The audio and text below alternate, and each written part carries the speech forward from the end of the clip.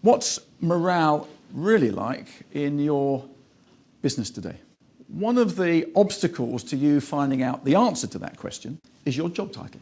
I was shown your job titles. You've got some pretty impressive job titles.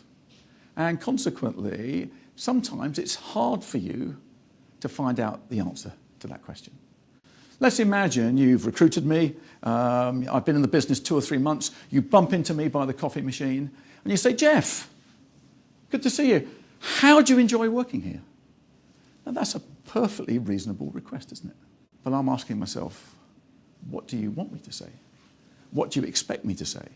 If I was to say what I really feel, is it going to cause me any issues? And I've decided the best course of action is to say this. It's brilliant. Absolutely love it to bits.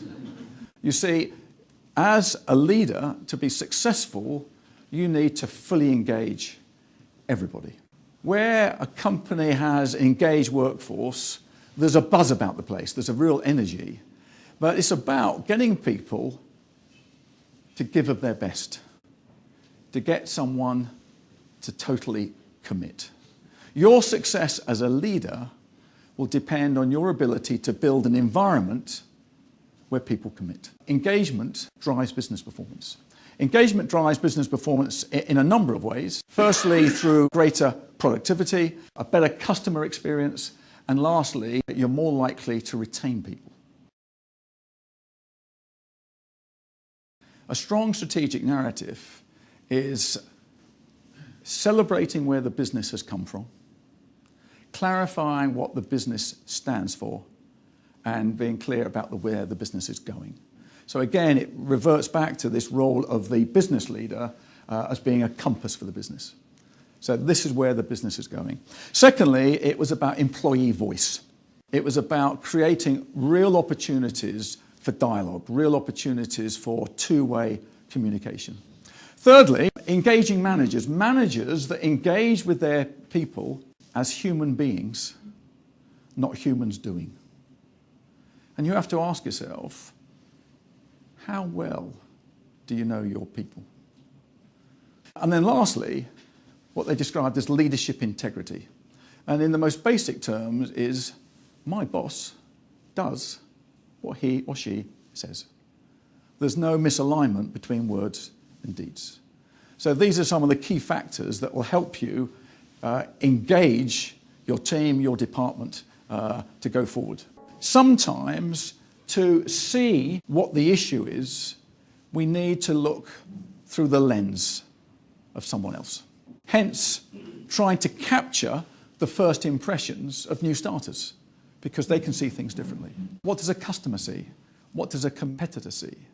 The biggest enemy to your future success is not learning from your past performance.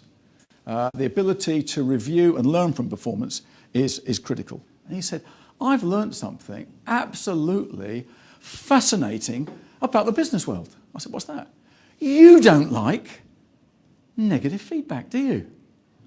He says, amazing. I've been watching people all day getting defensive, in denial, getting embarrassed because a fellow team member has said something that could be construed as negative. He said, that's absurd. I get in my car now and drive 300 miles just to get negative feedback. How can you get better without negative feedback? I've worked with lots of elite sportsmen and women. They see feedback, however negative, as a gift. And consequently, to be successful, we have to be able to give and receive feedback. Whether you are running a company, heading up a department, leading a team, or supervising one person, you're a leader. Everything, it seems, from Brexit to the success of Manchester City is put down to good or bad leadership. There was a chorus of agreement that the prime function of the leader is to be a compass, to provide direction for the organisation.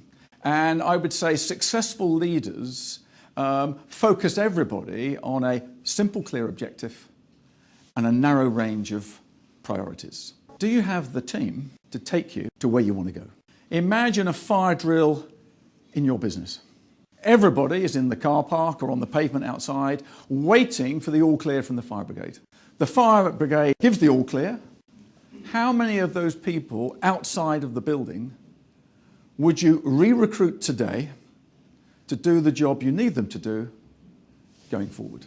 Think about those people that you would grab off the pavement very quickly. Think about the people that you might be leaving behind. What about your star performers? I'd like you to think about someone in your business who is mission critical to your success, who's an absolute star, a top performer. We're going to break probably just before 10 o'clock. And at 10 o'clock, you'll switch on your mobile phone. And I want you to imagine that this person has left you a message that you're going to get in 49 minutes. And that message goes something like this. Sorry, but I'm resigning. Just imagine how you're going to feel in 49 minutes.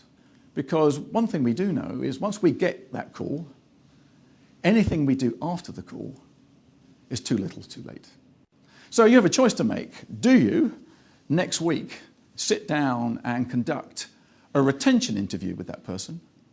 Or next month, do you sit down and conduct an exit interview with that person? Because what's imperative is that we get our arms around, we get hold of our star performers.